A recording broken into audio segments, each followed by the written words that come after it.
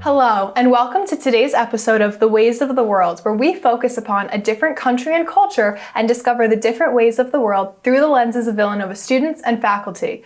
These Villanovans have studied abroad and are here to share their abroad experiences. I'm your host, Ava Petrosky. Today we're traveling to South Korea, and joining us today is senior Sydney Hutchison, who spent an entire semester in Seoul, South Korea. So I'm so excited, Sydney, to have you here today and hear more about your experiences and travels. So first of all, just tell me, how was South Korea? It was so much fun. I cannot highly recommend enough if anybody needs a vacation spot. That is definitely a go-to. Amazing. So tell me more about the academic program and why you were there. The program that I went through, it was from a third party called CIEE, and they basically just connect two schools.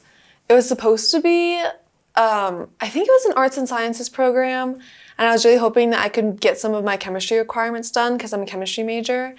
But they didn't have the course that I needed. They didn't have taught in English. And so I was like, okay. So I just got a lot of my gen ed requirements done. So my upper level theology, fine arts, diversity, those sort of things. Did they have aspects of South Korean culture because they were being taught in South Korea, or were they pretty much just courses that would have been at Villanova anyway? So it depends. Some of them definitely were. To study abroad at Villanova, you have to take the language of the country you're going to. So I took a Korean language class, and then I took a K-pop class, which was actually so much fun. You literally just walked into class and watched K-pop videos for an hour. And then I took a Korean traditional music class, which was really interesting.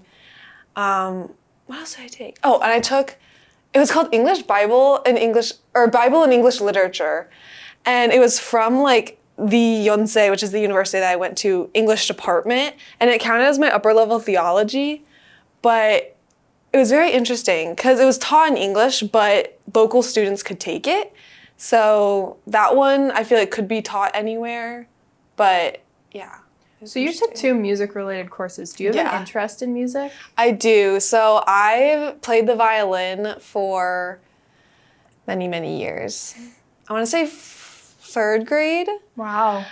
Yeah. I'm not that good though, so it's not that wow. But yeah, so I really like classical music. And then I feel during COVID, I kind of got into K-pop. So yeah. That's amazing. Why did you choose to go to Seoul?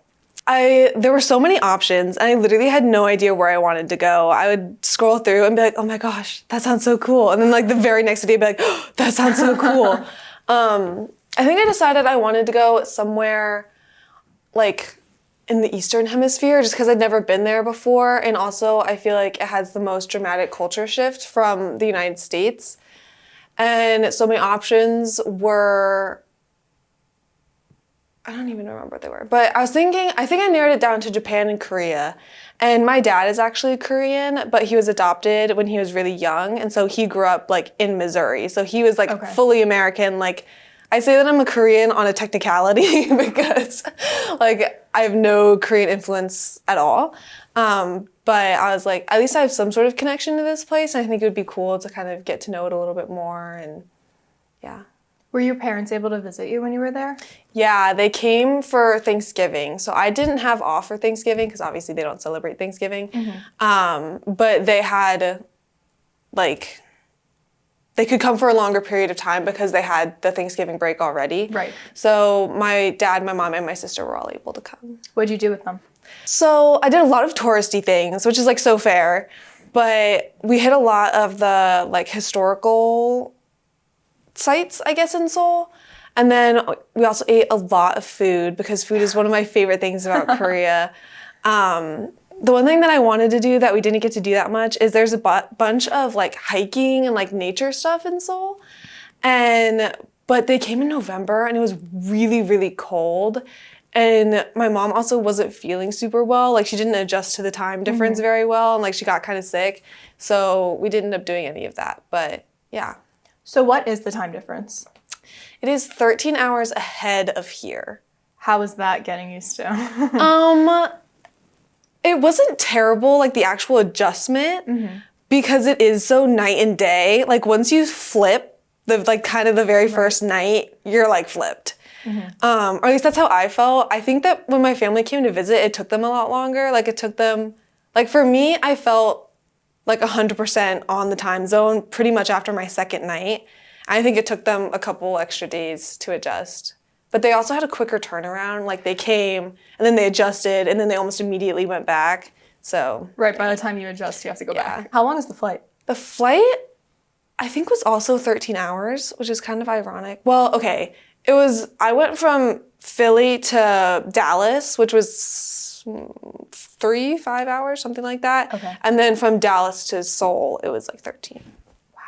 Oh, so over 13 total. Yeah. If you're in the air. Yeah. It was a full day of travel. Wow. You're probably exhausted. Yeah. Excited but exhausted. Yeah. Because I think my plane from Philly left at like 5 a.m. Maybe it was 6 a.m. And then by the time I got to Seoul, it was only like 7 p.m. or something their time. And I think I literally ate supper and then fell asleep because I was so exhausted. What's the weather over there? When I first got there, it was really hot. I would say, especially compared to Philly, it's a lot more humid. And then in the winter, it got really windy. I would say it was much windier there than here. But in terms of like temperature ranges, it was kind of similar. So what are some of your favorite landmarks that you saw through Seoul?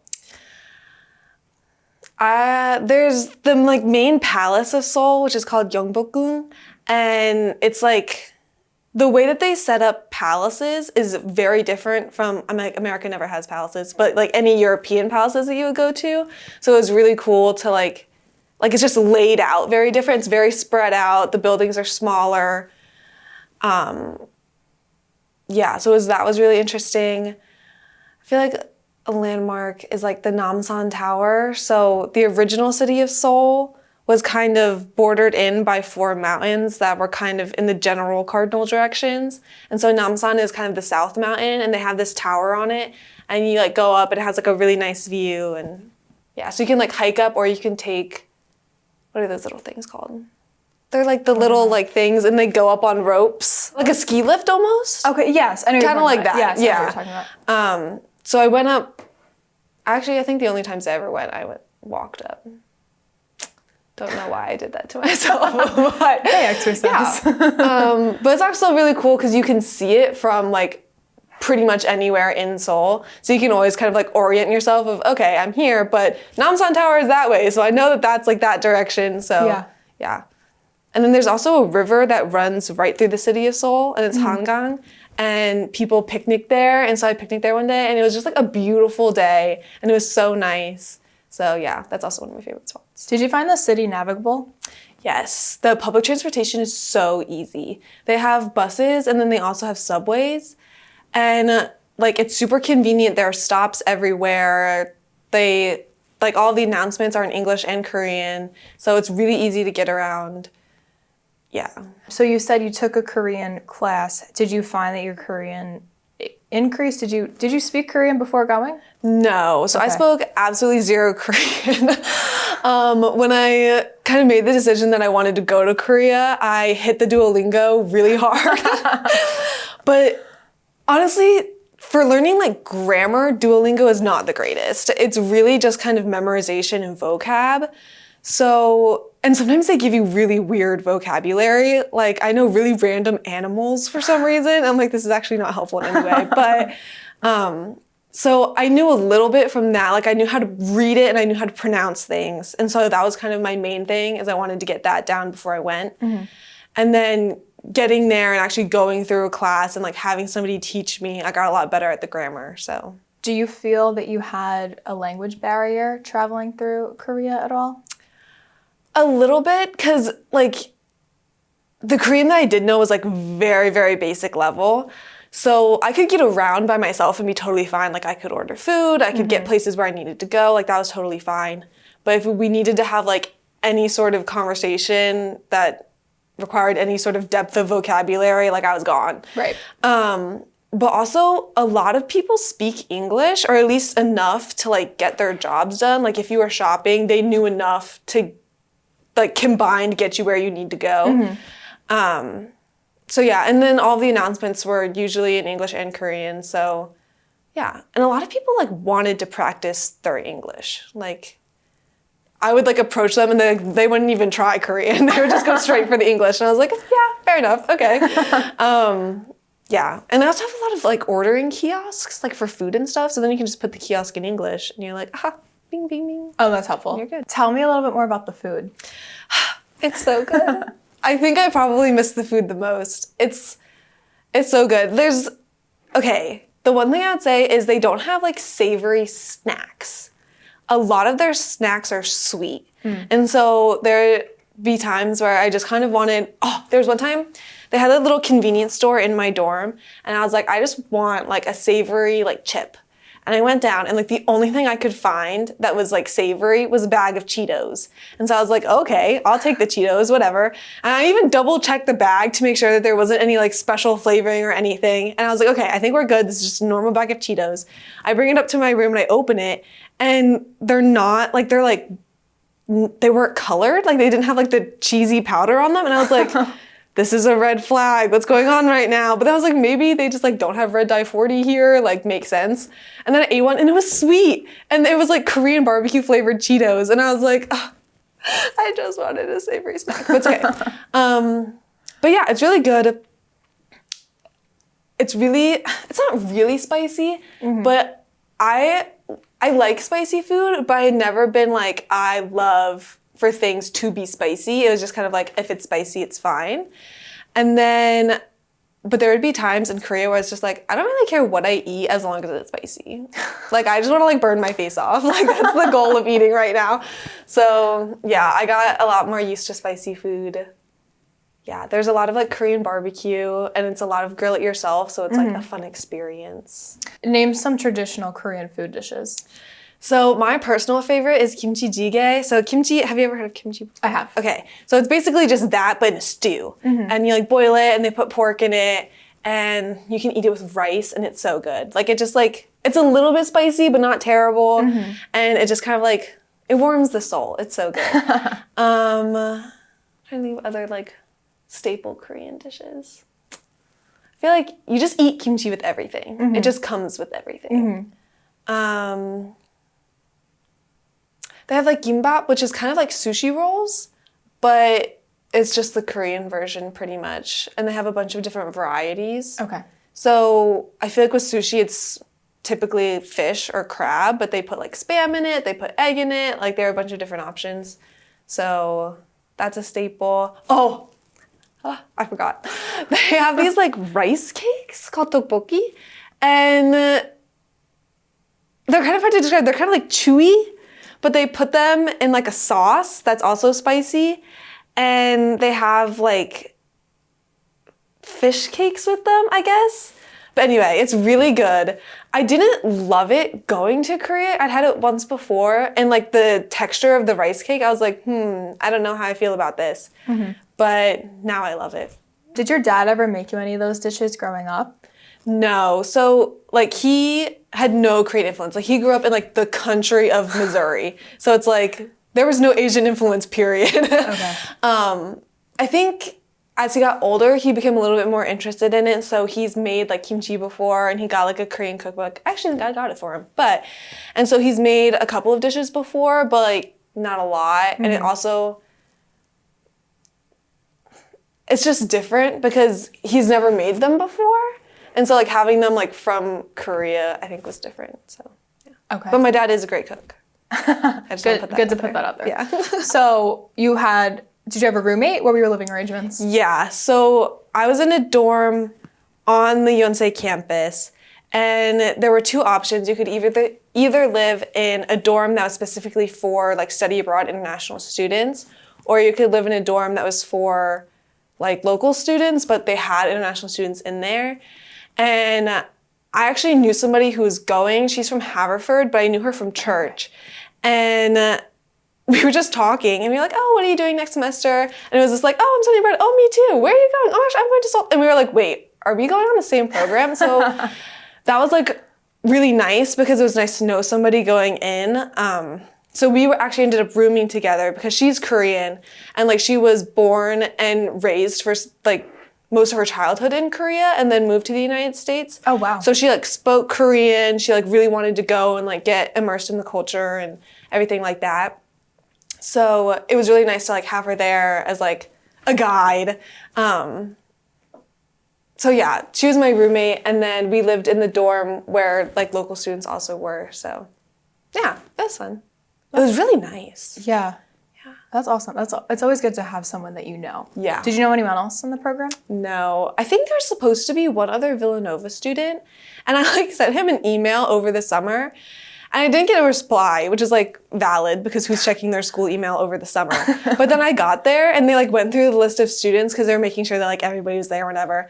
And I was looking through the list and I was like, I didn't see any other Villanova people. Guess I'm the only one. So I guess he didn't end up coming for some reason. But okay. Yeah, so I was the only Villanova person. But you meet new people. Yeah. It was actually crazy, like, how willing people are to meet each other when you're all in that situation together. Mm-hmm. Because a bunch of kids went through CIEE from different schools, so I met a bunch of them.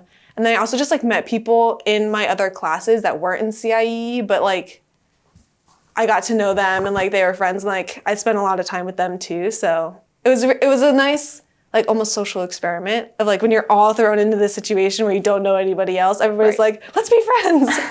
So, yeah. Do you still talk to everyone? Not everyone. I still talk to several people, but not everybody. Yeah. That's great. Yeah. So if you could describe Seoul in 3 words, what would they be? 3 words. Definitely diverse. There's just a lot of things to do because it is a big city, so you have all of your city things, shopping, whatever. There's also a ton of history there, like so much more. It's crazy when you go to other countries and you're like, wow, you've been around for so much longer than the United States has. But anyway, but then there's also like so much nature stuff to do because they have the river, they have all the mountains, there's so much hiking. So it's definitely very diverse. I think easy, just because we were talking like the ease of transportation, it's really easy to get to where you need to go. Mm-hmm. It's also just really pretty. It's a really pretty city. And especially if you're like hiking, you go up on the mountains, and you're like looking out and there's like all these like city buildings and then there's like a mountain right there and you're like, oh, wow, that's awesome. So that's beautiful. Mm-hmm. That's beautiful. It's really nice. And like the campus was so beautiful. It was just, it's really hilly.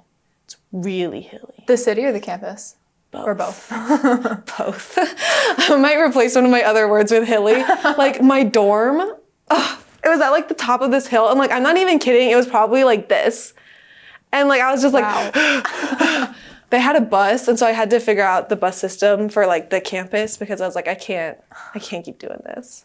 And like, even if the bus wasn't coming for like 30 minutes, I'd be like, honestly, I'll just wait for the bus. Like, I don't want to. Yeah, it was very hilly. That's so funny. Did you do any side travel through Asia or in other cities in Korea? Yeah, so I did not a lot, but I did some traveling within Korea. So because we were there for like 4 months, we had to get like a long-term residency card. Mm-hmm. And before we got it, we couldn't go outside of the country because our visa would only work like you come in once. And but it took like half of the program because it was just such a long process. Like I had to submit all the paperwork, they had to file it, they had to get it back to you, all that sort of stuff. So by the time I ended up getting it, I already had plans for like the rest of my weekends. And I was like, I don't want to go for like one day because what are you going to be able to see in one day? Right. So I didn't go anywhere else in Asia, although I really wanted to. And I definitely had friends that did. But I went to a couple of different cities in Seoul. So CIE actually planned a trip for us to go to Busan. So Seoul is like northwest-ish South Korea. And then Busan is like kind of the southernmost city. Okay. So I went there for like a weekend, and we actually were there for the Busan International Film Festival. Ooh. So that was super cool because I got to like see a movie before it came out in theaters, and like the 2 main actors and the director were there, and they had a Q&A session, and like it was just super awesome. So yeah, I went there. I spent like 1 day in Daegu, which is also kind of southern South Korea, and that was really cool because they're really well known they have a really distinct dialect, so that was cool. there's like an island that's like just off the south coast of South Korea. So me and 2 of my friends spent like a weekend there. So that was a lot of fun. That's so fun. Walk me through a typical day in your life. Typical day. Well, I wake up and I go to classes. So most of my classes were in the morning. I think I had one that was kind of in the afternoon. So yeah, I would go to classes and then kind of like eat, do work, maybe go to another class if I had one in the afternoon. And then, I don't know, just like go out for dinner or something. It's so funny because I feel like maybe this is a universal study abroad experience, or maybe it's just Korea. But if you said that you would go out to dinner with somebody, like you could just not plan anything else for the rest of the night because you go to dinner and then you're like, I feel like we need dessert. And so then you would go get dessert. And then you're like, I feel like we should do something fun. And so then you would like go to karaoke or like go to like a game cafe or just go to a cafe in general, like have a little snack. And then you're like, I guess we should walk back now. And then you're like, oh wait, it's like midnight. Guess we should be going back home. So yeah, you just spend the rest of your day vibing. Awesome. Yeah. It's the best way to do it. Yeah, it was so nice. And there was like not a lot of homework because most of the classes I took were study abroad classes. And so they knew. They were like, you're not here to learn. Although I did learn. But yeah, so it was like very minimal homework besides like midterms and final season. So you just got a lot of time to see all the things and do all the things. So What's your favorite thing that you did?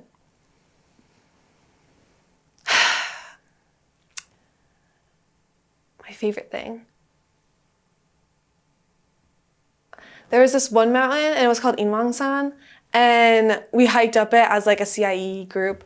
And I just remember like sitting, and we weren't even like at the top yet, but it was just like this really nice view, and there was like a wind going, and I was just like, wow, like I'm actually here right now. This is like real. Like I'm so glad that like I came here. This was the right decision. So I just have like a really fond memory of like that mountain specifically. What's something that surprised you? They stay up really late. Like they just stay up later. And I think that they just like in general get less sleep. It's not like they like wake up later. They wake up at the same time. But there's just like a lot of nightlife, and it's really fun because even if you don't like go to the bars and party, which like I don't do that much of, it was still like really fun just for places to be open that long. And so like it could be midnight and you're like, oh, well, like we're still hanging out and having a good time. Let's go to this 24-hour cafe and like get a cup of tea or get a cup of coffee and like eat a snack and vibe. So yeah, and they had like photo booths that were open like 24 hours. Yeah. Karaoke, so much fun. Yeah. If someone asked you to make a film trailer for Seoul, what are some things that would have to be put in the trailer? The food. It would honestly just, for me personally, it'd be like a minute and 30 seconds of just food. No, I'm kidding. I would say put a lot of the like mountains and nature stuff in there. I really like, they have the traditional clothes, which is called hanbok, and they're like little dresses, well not little, but they're dresses. And for the main palace, you actually get free entry if you're wearing the hanbok. So like you can go and rent it for the day, and then you get to like wander around. And so I did that with my family, and it was actually so much fun, and it was like so cool. So I think that that would be in my trailer, just because I think it's a cool experience. That's amazing. Yeah. Yeah. If you could redo any aspect of your abroad experience, what would you redo? Honestly, I was really happy with my abroad experience. I really went into it with like, I'm here, I'm gonna make the most of it. And like, I'm an introvert, so I get like socially exhausted super easily. But I was like, it's 4 months and I'm just gonna push through. And so I really do feel like I got to do a lot of things and experience almost everything that I wanted to experience. I guess if I had to change something, I would get more sleep. I remember there are days where I'd just be like, I am so tired. Yeah. But then you drink coffee and you're fine. So Yeah, that's important. Yeah. My last question for you is, what advice would you have for someone who really wants to travel to Seoul or just South Korea in general? Just do it. Just go. And like, yeah, just do it. And if you're worried about anything like cultural differences, language barrier, it's really like so open to like, especially English speakers. But it's just such a good experience. Yeah. Although I would say go for like a period of time, because I think that my family came for like 7 days, and I would say I think that they got to do a lot, but also just like the time that it takes you to adjust. Yeah. Like, I would say make sure that you're planning your trip for like enough time to where Right. you'll be able to do everything you want to do while also like not being super exhausted the entire time.